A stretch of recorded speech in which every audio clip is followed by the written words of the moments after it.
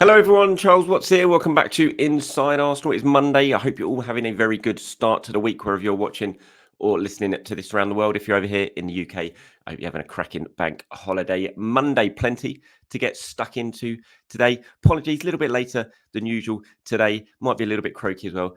Went out last night with a mate and I've been struggling a little bit this morning to get myself going. But we are gonna sit here and talk about Arsenal for a while because there's plenty to talk about. We're going to talk Eddie Nketiah, as his future remains very, very much up in the air after the news yesterday from David Ornstein that he had rejected the opportunity to go to Nottingham Forest. I'm going to have a little bit to say about Eddie in defence of Eddie as well, because I've seen a fair bit of criticism from people certainly in terms of social media anyway on Eddie, which I think is a little bit harsh. So we're going to talk about Eddie Nketiah.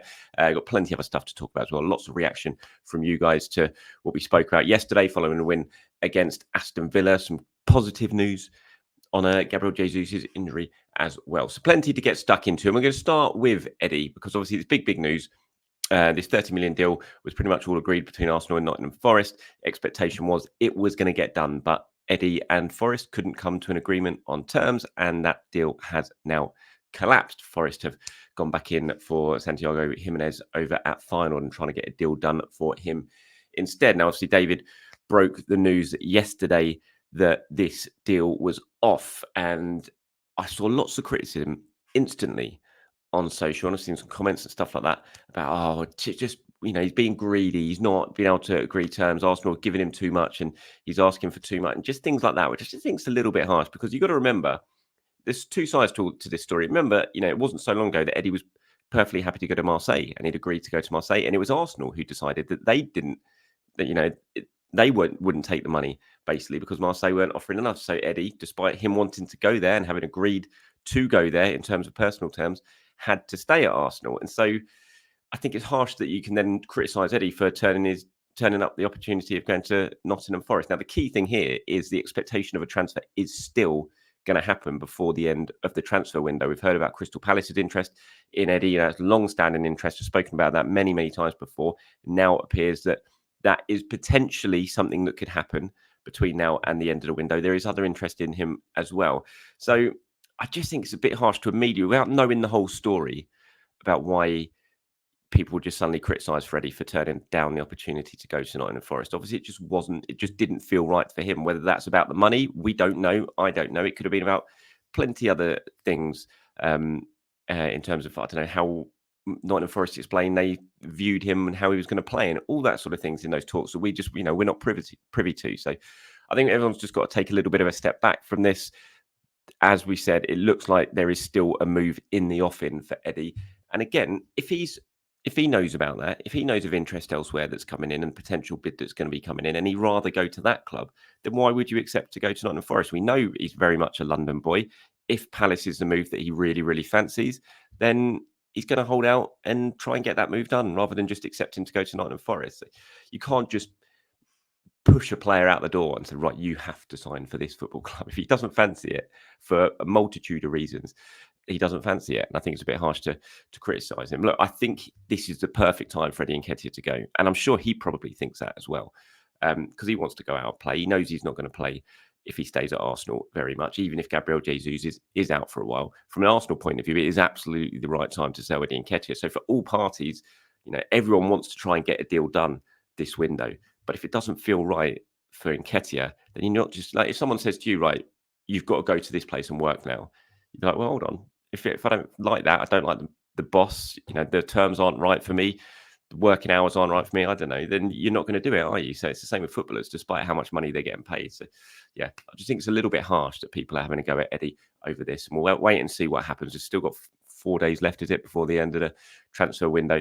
And I'm still expecting at this point that Eddie will probably not be an Arsenal player at the end of the transfer window. So we'll wait and see. But let me know your thoughts on it. As always, please do in the comments below. Sort of linking to Eddie, obviously Gabriel Jesus, we spoke about it yesterday. Arsenal waiting on the scan results from his groin injury that saw him miss the game against Aston Villa. The word coming out is that it's not too bad, which is obviously very good news for Arsenal. Great news for Gabriel Jesus. They've got the game against Brighton this weekend, and then you've got the international break. He's not going to go away with Brazil during that international break, so you basically got 3 weeks to get ready. And if he can be back after the international break, you only miss one game, then look, it's a boost. And I've seen lots of you getting in the comments saying, look, we can't rely on him. It's time for him to go. I mean, it's easier said than done on that. And, any player can get injured. I know he's had a bad injury record recently. I know it's frustrating. And when he picks up an injury like this, you're just like, oh, why did it have to happen? But anyone can pick up an injury in training. And if it is only a really small thing and he's only going to miss potentially one game on top of the Villa game, obviously last weekend, then it's not the end of the world. And he does look fit. He does look sharp. And if he can come back after the international break, then fingers crossed he can still have a big impact on the opening months of the season. But initial signs on Jesus are pretty positive, and that can only be a good thing. Right, there's still lots of work for Arsenal to do in the transfer window. Edu is going to be one busy man between now and Friday, sort of looking at what to do. Obviously, we've spoken about Eddie Nketiah. That's something that has to be sorted out one way or the other. You've got Aaron Ramsdale. What is going to happen with Aaron at the moment? Sort of with each day, the possibility of another club seems to close. I mean, we know that Bournemouth were looking at him. It looks like they're going down another direction. Southampton have been heavily linked. It looks like they're potentially going down another direction when it comes to goalkeepers. I saw Newcastle now are back in potentially for James Trafford. You kind of look at Wolves at the moment, a club who we know have been looking at Aaron Ramsdale potentially being an option, but I've even seen them being linked with another goalkeeper at the moment. So it's a tough one in terms of what is going to happen to Aaron Ramsdale. Where is he going to end up? Is he going to stay at Arsenal? It's all questions at the moment that I can't give an answer to. And then you add on Jakub Kiwior into the mix, Reece Nelson into the mix, potential incomings into the mix as well. It's just going to be a really, really mad, busy few days for Edu. And that's what he gets paid big money for. And it's going to be very interesting to see what he can sort out and if he can sort out all of these futures. Mikel Merino, obviously, that is done. We're just waiting for the announcement. I don't know when that's going to happen. Charlie Patino has travelled to Spain, by all accounts, to complete his move.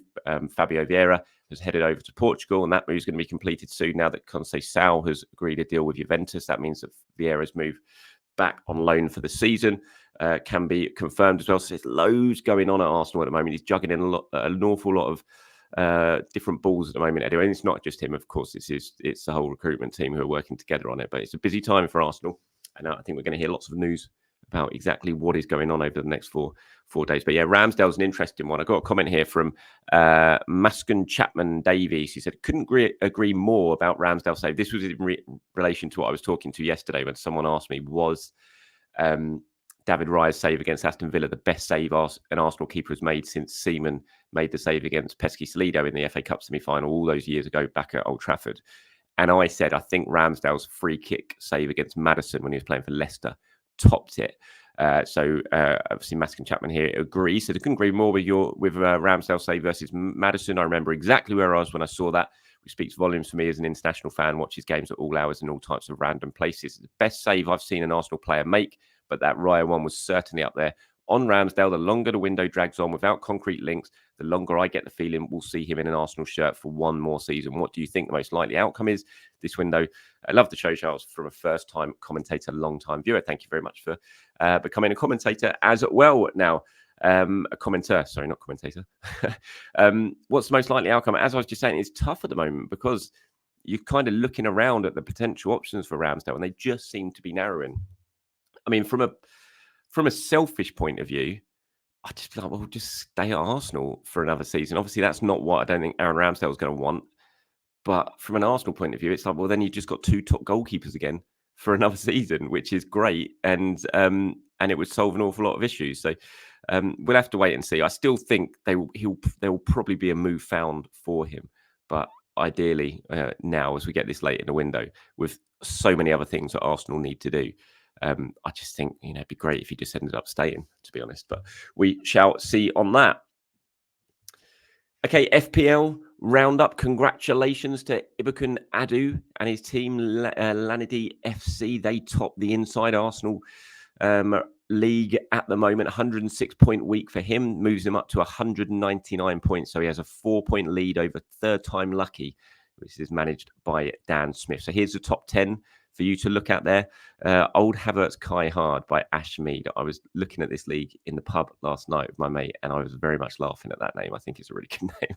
So yeah, there's a top 10 for you guys, all of you, apart from Praveen Kumar, 67-point week. Not a great week for you, dropping down to 7th there, but everyone else into the triple digits for their game week. I imagine you all had Erling Haaland as your captain, or I haven't gone through and checked them all. For me, here's how I did: 79 points. Not too bad, but when you compare it to everyone else who seems to be in the triple figures, not great. My strikers let me down there. Isak, Watkins and Havertz, just 2 points each for them. Midfield was good. Palmer, Smith Rowe, Salah, Gordon, all picking up points. I went with Salah as my captain, so I was pretty happy when I saw him get the second goal yesterday, which boosted my total a little bit. But 79 points a week I'd normally be really, really happy with. And but yeah, I've now dropped down to, where am I in the league? I'm 938th in the Inside Arsenal League. So just a little bit off the early pace. But yeah, what am I on overall? Actually, I haven't looked at what points I'm on. Does that show? No, I can't see what points I'm on. But yeah, way down. Just made it into the top 1,000. So can't complain too much about that. Right, moving on to some of your questions and comments then. McCormick AFC, says, I feel like this window has Raheem Sterling written all over it, and I don't think it's going to benefit us. I'm not sure about that. Be interesting to see what happens with Sterling between now and the end of the window, of course. Pretty high-profile player looking for a move. I know there's the links with Arsenal because of Arteta and everything like that, and Arteta obviously spoke very glowingly about Sterling in his press conference last week before the Villa game, but I can't see it. I just can't see it because of the wages, everything like that. I'd be very, very surprised if that is how Arsenal's window ends up looking. But McCormick AFC has a feeling that it might. So we shall see on that. I don't think so myself. The V-Man says, Trossard is a great super sub, an incredible finisher, but he lacks the physicality and speed on the wing, which is why I think Arteta prefers to start Martinelli. We need Martinelli to improve his form and keep Trossard as a super sub, which is his best role. Lots of mixed opinions on this because a lot of people have agreed with the V-Man looking at the comments from what I was talking about yesterday, saying he is better as a super sub. He works better that way because, Gabby can tire out the fullback for the first 60 minutes. Then Trossard comes on and he's a bit of a killer in that last half an hour, as we saw. But a lot of other people thinking, no, Trossard just has to start now. Trossard was speaking actually after the game against Villa about the competition for places. And he said, look, I know the competition in the team and it pushes everyone to go on to the next level. And as I said before, I'm very happy to have an impact and help the team. And it's a great win for us. I think you can see it on the pitch as well. I'm feeling great. I think I've shown that over the last months. And if it helps the team and pushes everyone across the team in every position, there's competition, is what the club also needs. And you could see that the frustration is there. You saw it in his celebration. I remember over in Germany before the Bayern Munich second leg at the press conference the night before the game, I asked Trossard, about the tag of super sub and the fact that he's got the best record of anyone else in the Premier League and coming on and scoring goals. And I was like, do you actually like that tag? Because it kind of makes you look a bit like a reserve, if you see what I mean. And he was saying, look, it doesn't bother me, but obviously I want to be starting. Everyone wants to be starting. But I think there is an argument that some players are better suited to come in off the bench, and they do seem to make more of an impact when they come off the bench. And Trossard does kind of fall into that category. But having said that, as I said yesterday, I still think he comes into the team this weekend. Just if Gabby was flying and playing really well and looking a real threat, I think it would be a tougher decision. And maybe you do just keep Trossard to come on and be that impact player in the final half an hour. But because Gabby's struggling a little bit, I think you bring Trossard in on Saturday against Brighton. And it's Brighton as well, which might add even more incentive to him to do well. Giddy254 got in touch. I thought this is a really good comment from him, saying White should get a 9 after leathering the ball into McGinn's midriff. This is obviously my player ratings for Ben White, and it just made me laugh. I forgot to mention it yesterday. I don't know how I forgot to mention it in yesterday's video because it was one of my favourite moments. It's probably going to be my favourite moment of the season. We're only in the second week, and I think Ben White leathering the ball into John McGinn after McGinn had kicked the ball into Saliba it's just going to be right up there. I put a tweet out saying, if all of the tactics, shall we say, the housery from White, it's going to take a lot to top what he did in that game against Villa Park. It was just the speed of thought to just immediately think, nah, you know what, I'm going to lever this ball into you. And he always gets away with it as well, because he could have got himself into a little bit of trouble for doing that, but he always seems to get away with it. And yeah, what a player. I love Ben White so much. And that was just a top moment. And you're right, Giddy. I should have definitely given him an extra point in my ratings for that very, very funny moment.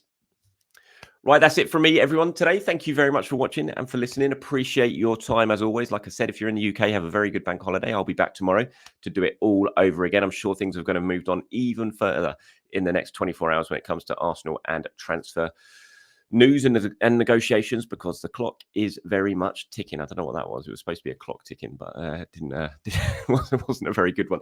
But thanks for watching. Have a very good day, everyone. I'll speak to you soon. Bye-bye.